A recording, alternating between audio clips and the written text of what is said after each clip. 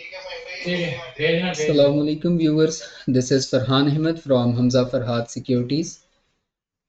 Let's see how Pakistan Stock Exchange has done today. और आज फिर एक बार 1% का डिक्लाइन हमें KSE 100 इंडेक्स में दिखाई दिया, जिसने ऑलमोस्ट 1550 पॉइंट्स इंडेक्स से निकाले हैं। कैंडल की बात करते हैं। सबसे पहले कल हमने आपको एक डायमंड पैटर्न बताया था जो कि मार्केट में प्रिंट हुआ है, और आज उसके बाद हमने देखा कि जो मार्केट ने कल की क्लोजिंग दी थी, उसके बाद आज मार्केट अराउंड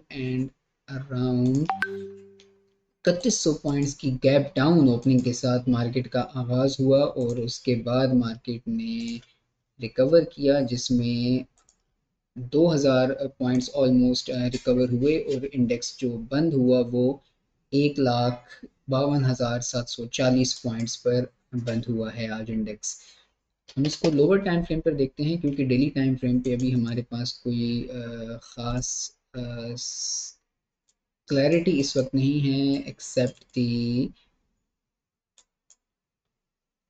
डायमंड पैटर्न। अब हमने आपको एक चीज़ बताई थी कि अब मार्केट के पास चूंकि इस वक्त दो गैप्स मौजूद हैं। एक ये वाला गैप है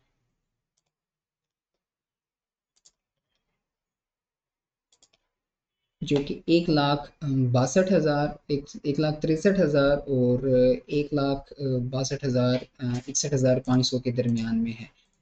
और सेकेंडली जो दूसरा गैप है वो मार्केट के पास यहाँ पर मौजूद है, दैट इज अराउंड,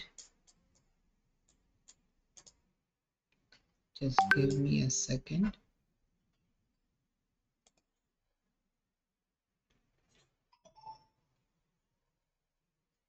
ये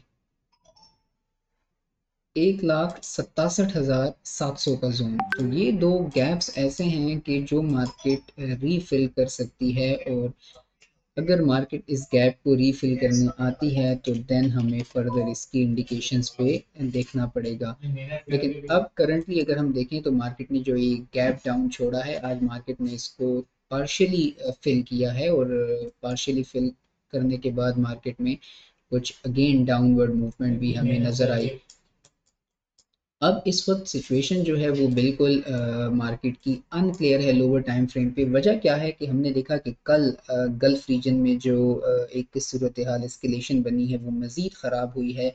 गैस फील्ड जो है उनको निशाना बनाया गया है, जिसकी वजह से जो इस लड़ाई की शिद्दत थी उसमें मज़ीद इजाफा हुआ देखने में आया। उसकी वजह से भी आज मार्केट में कुछ प्रेशर रहा। कल एक T+1 पर जो है SCCP ने रिव्यू कमेटी भी बना दी है, उसके हवाले से भी बातचीत चल रही है। तो उसका भी कल एक इम्पैक्ट हमें देखा मार्केट में नज़र आया। लेकिन इस वक्त जो करंटली हम चार्ट्स की सिचुएशन देखें तो इट इज़ वेरी अनक्लियर, जब तक मार्केट अभी हमें कोई एक क्लियर डायरेक्शन नहीं देती। बट इट इज़ एक्सपेक्टेड कि अब तक का जो एक लो है 1,44,119 पॉइंट का, ये हाई इम्पैक्ट था जब ये इम्पैक्ट तब था जब मार्केट में लड़ाई स्टार्ट होने के बाद, कॉन्फ्लिक्ट स्टार्ट होने के बाद इसने इम्पैक्ट लिया, और उसके बाद अगेन जब फ्यूल प्राइसेस पर इम्पैक्ट पड़ा तो उसके बाद का ये लो था। और अब तक मार्केट ने इस लो को इंटैक्ट किया हुआ है, और लेट्स सी कि मार्केट इस लो को इंटैक्ट रखती है या इसको मज़ीद ब्रीच करती है। बिकॉज जो मेन डेली का लेवल था, डेली का ट्रेंड जो है वो मार्केट का चेंज हो चुका है, और बहुत सस्टेन्ड होके चेंज हो चुका है, क्योंकि मार्केट अब तक उस लेवल के नीचे ही ट्रेड कर रही है। ऐसी सिचुएशन में आप जानते हैं कि जो मार्केट के पास पहला सपोर्ट जोन होता है वो उसका ब्रेक ऑफ स्ट्रक्चर पॉइंट होता है, जो कि अराउंड 1,63,000 के एरिया में है। और अगर हम इसको लो मानते हुए हम अपनी फेब लगाएं तो हमारे पास जो गोल्डन जोन बनता है वो 1,67,000 का एरिया बनता है, जिसको हम देखें तो एक अच्छी रेजिस्टेंस यहाँ पर बन सकती है। सो मे बी कि मार्केट हमें यहाँ तक एटलीस्ट एक मूव दे, और उसके बाद हम फिर आगे देखेंगे कि मार्केट आया इस रेजिस्टेंस जोन को रिस्पेक्ट देती है या इसको ब्रेक करती है। इस रेजिस्टेंस जोन का ब्रेक होना या इसको रिस्पेक्ट देना मार्केट का आने वाला जो नियर फ्यूचर है उसको डिसाइड करेगा। आज 1,52,740 पॉइंट्स पर इंडेक्स बंद हुआ। 1551 पॉइंट्स इंडेक्स से निकले हैं। 147 मिलियन शेयर्स ट्रेड हुए हैं, जिसकी वैल्यू 16.4 बिलियन रुपीस बनती है। इसी तरह कल 1,54,292 पॉइंट्स पर इंडेक्स बंद हुआ था और आज 1,52,698 पॉइंट्स पर इसकी ओपनिंग हुई है। 1,53,322 पॉइंट का इंट्राडे हाई, जबकि 1,50,728 पॉइंट्स का इंट्राडे लो है। बैंकिंग सेक्टर ने आज 431 पॉइंट्स इंडेक्स से निकाले हैं, जबकि oil and gas exploration sector ने 226 पॉइंट्स इंडेक्स से निकाले हैं। इसी तरह इन्वेस्टमेंट बैंकिंग सेक्टर ने भी 208 पॉइंट्स निकाले हैं इंडेक्स से, जबकि सीमेंट सेक्टर ने 105 पॉइंट्स इंडेक्स से निकाले हैं। पावर जनरेशन सेक्टर भी आज सेलिंग प्रेशर में ही रहा है।